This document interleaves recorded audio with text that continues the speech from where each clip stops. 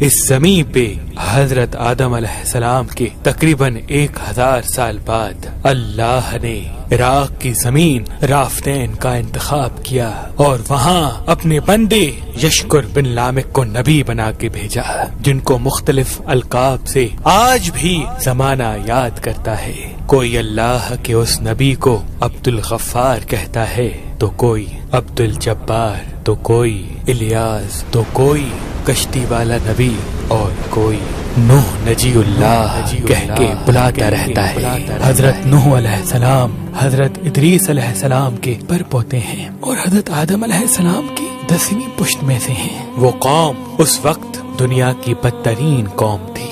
وہاں ظلم کرنا، نفسانی خواہشات پر فخر کرنا، بتوں اور شیطانوں کی پوجا کرنا عام تھا۔ اللہ کے نبی حضرت نوح علیہ السلام بچپن سے ہی ان کو بار بار سمجھاتے رہتے تھے کہ اس کائنات کا مالک ایک اللہ ہے جس نے ہر ایک چیز کو پیدا کیا۔ نوح علیہ السلام جب اللہ کے دین کی تبلیغ کرتے تھے تو ان کی قوم ان کو اتنے پتھر مارتی تھی کہ وہ پتھروں میں ڈھک جاتے تھے۔ تاریخ نے لکھا تقریباً 950 سال تک آپ تبلیغ کرتے رہے، بار بار پتھر کھاتے رہے، لیکن افسوس سوائے چند غریب اور مساکین کے کوئی بھی آپ پر ایمان نہ لایا۔ آپ اپنی امت کے لیے اتنا روئے، اتنا گریہ کیا کہ آپ کا نام ہی نوح پڑ گیا۔ بس اتنے میں اللہ اپنے نبی پر وحی کرتا ہے کہ اے نوح، اب یہ تیری قوم ہدایت نہیں پائے گی۔ نوح علیہ السلام رو کے اللہ کی دربار میں فریاد کرتے ہیں کہ اے اللہ، یہ انسان ظلم کرنے کو مذاق سمجھتے ہیں، ایک دوسرے کے خیال کرنے کو، مدد کرنے کو بزدلی سمجھتے ہیں، تیری عبادت سے منہ موڑتے ہیں۔ اے اللہ، اس میری قوم کو نیز تو نابود فرما۔ جیسے ہی نوح علیہ السلام نے یہ بد دعا کی تو اللہ نے پیغام بھجوایا، اے نوح، ایک کشتی تیار کر، ان قریب تیری یہ ظالم قوم نیز تو نابود ہو جائے گی۔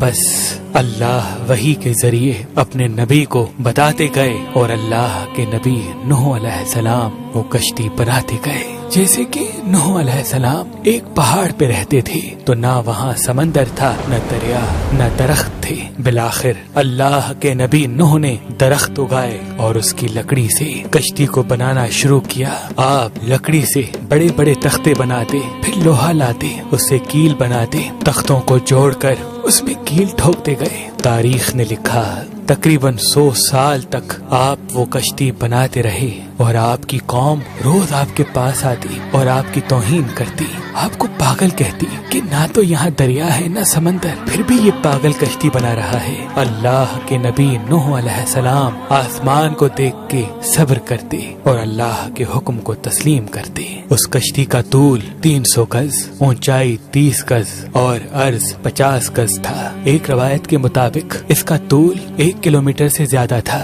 یہ کشتی عام کشتیوں کی طرح نہیں، بلکہ جس طرح سے اس کشتی کو نیچے سے بند کیا گیا تھا ویسے ہی اوپر سے بھی بند کیا گیا تھا تاکہ بارش کا پانی بھی کشتی میں داخل نہ ہو سکے۔ اس کشتی میں الگ الگ 3 درجے بنائے گئے تھے۔ نچلا درجہ جانوروں کے لیے تھا، بیچ والا طبقہ انسانوں کے لیے اور اوپر والا حصہ پرندوں کے لیے۔ ہر درجے میں ایک دروازہ تھا۔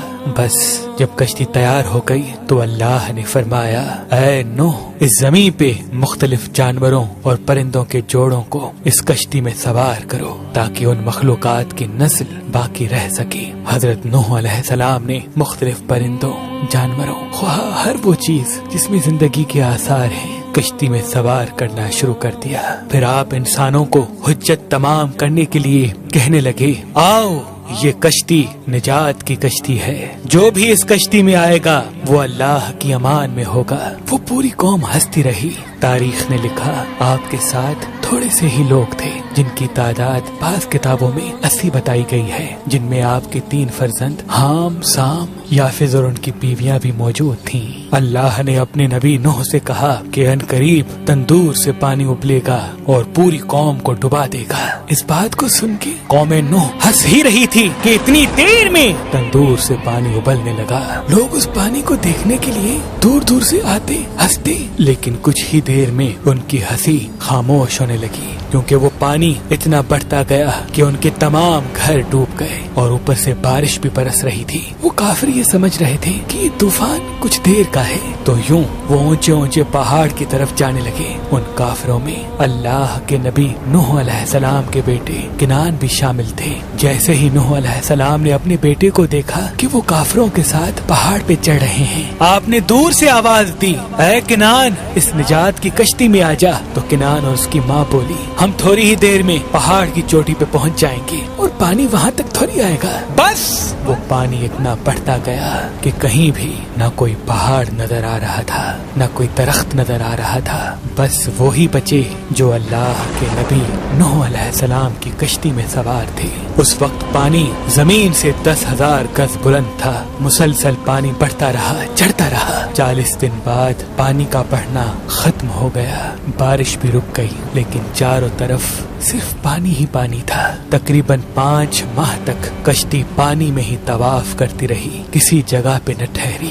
بالآخر دریائے دجلہ کی مشرقی سمت میں ایک پہاڑی جس کو کوہ ارارات کہتے ہیں، اس کی ایک چوٹی کا نام جودی ہے۔ اس چوٹی کی اونچائی تقریباً 13,000 فٹ ساحل سمندر ہے۔ کشتی نوح اس چوٹی کو لگ کے ٹھہر گئی۔ یہ تاریخ 10 محرم اور جمعے کا دن تھا۔ بس اللہ کے نبی نوح علیہ السلام نے کبوتر کو بھیجا کہ دیکھ زمین پر پانی خشک ہو رہا ہے یا نہیں۔ کبوتر گیا اور زیتون کی ٹہنی اٹھا لایا۔ اللہ کے نبی نوح علیہ السلام نے اللہ کا شکر کیا اور یوں رفتہ رفتہ پانی کم ہوتا گیا۔ آپ اور آپ کی جماعت تقریباً 5 ماہ تک جودی پہاڑ پر ٹھہرے۔ آپ نے تمام پرندوں جانوروں کو آزاد کیا۔ اس پہاڑی پہ اللہ کا شکر کرتے رہے، ذکر کرتے رہے، دنیا کو پھر سے آباد کرنے کی سوچ میں مگن رہے۔ تاریخ نے لکھا آپ کے ایک بیٹے سام جس سے عربی نسل چلی، دوسرے بیٹے حام جن سے سوڈانی نسل چلی، اور یافت